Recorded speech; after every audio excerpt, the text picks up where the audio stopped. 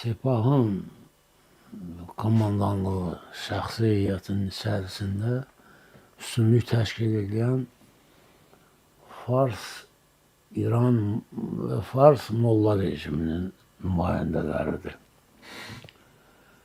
Və onlar da o gün olmur ki, Sepahın qəzetlərində, ona yaxın olan qəzetlərdə Azərbaycanın əleyhinə yazılar getməsin.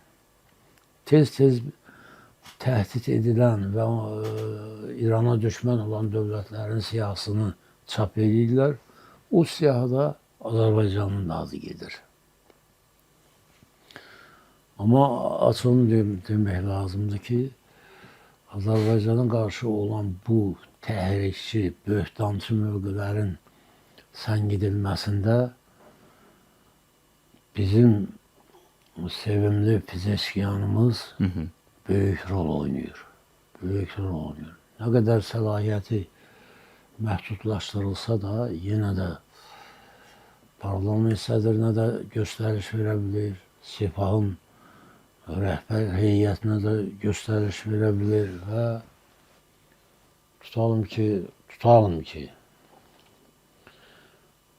Sepahın başında oturan şəxs başa düşür ki, sabah Pezeşkiyana nəsə onun ziyanına olan bir hərəkət olsa, laf tutalım ki, onun səlahiyyətləri minimum indirsə, laf tutalım ki, uzaqlaşdırılmağa çalışılsa, bütün Azərbaycanlılar ayağa qalxacaq.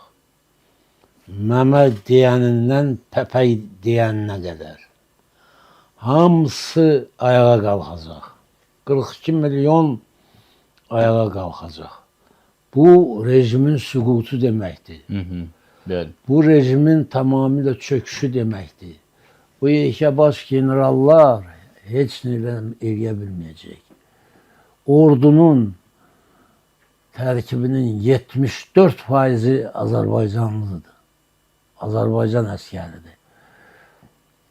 Onun atası, anası, qohum qardaşı ayağa qalxanda o silahı hara çevirəcək onu əla bilir. Əla bilir və bundan sonra demək olar ki, rejimin aşı pişirdi. Onlar qaçıb gizlənməyə deşik axtaracaqlar.